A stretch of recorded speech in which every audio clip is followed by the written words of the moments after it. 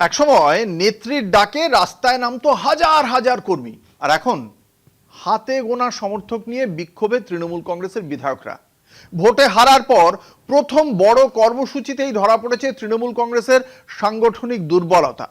বিধানসভা থেকে শিয়ালদা সর্বত্র চোখে পড়েছে কর্মীদের অনীহা, আর তাতেই জোরালো হয়েছে প্রশ্ন, ক্ষমতা হাতছাড়া হতেই কি জনভিত্তিও সরে যাচ্ছে তৃণমূলের কাছ থেকে?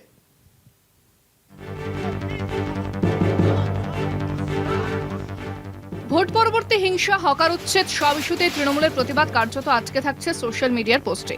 মাঠে ময়দানে এখনো দেখা যায়নি দলের শীর্ষ নেতৃত্বকে। মমতা বন্দ্যোপাধ্যায় বা অভিষেকের দীর্ঘ নীরবতাও সংগঠনের ভেতরে অস্বস্তি বাড়িয়েছে বলেই মত রাজনৈতিক পর্যবেক্ষক মহলের।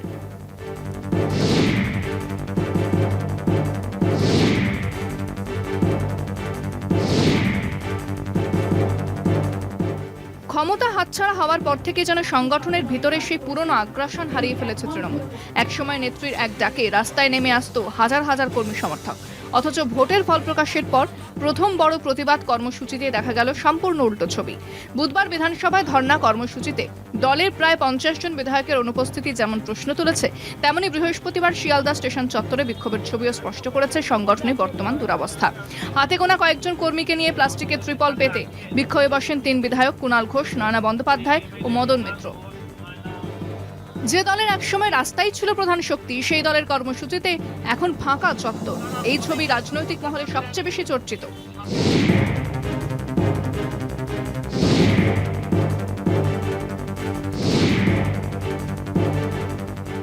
দলের অন্দরেও বাড়ছে অস্বস্তি। কালীঘাটের বৈঠকে কয়েকজন বিধায়ক নাকি স্পষ্ট জানিয়েছেন, শুধু বৈঠক বা সোশ্যাল মিডিয়ায় প্রতিবাদ জানিয়ে সংগঠন বাঁচানো যাবে না, কারণ রাজনীতির মাটিতে শেষ কথা বলে জনসংযোগ আর সংগঠনের শক্তি।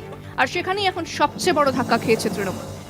একসময় যে দল বুথ থেকে ব্লক সর্বত্র নিজেদের অপ্রতিরোধ্য বলে দাবি করত, আজ সেই দলই কর্মী জোগাড় করতে হিমশিম খাচ্ছে। ক্ষমতার ছায়া সরে যেতেই কি তৃণমূলের সাংগঠনিক ভেতরে ফাঁপা ছবিটাই সামনে চলে এলো? রাজনৈতিক মহলের একাংশের মতে এ শুধু কর্মসূচির ব্যর্থতা নয়, বরং ক্ষমতা হারানোর পর তৃণমূলের দ্রুত জনবিচ্ছিন্ন হয়ে পড়ারই সবচেয়ে স্পষ্ট ইঙ্গিত। আগামী দিনে দলের অস্তিত্ব থাকবে তো, নাকি বামফ্রন্টের শরিক দলের মতো অবস্থা হবে? এই প্রশ্নই আজ সর্বত্র। কনাদ দাশগুপ্তের রিপোর্ট, কলকাতা টিভি।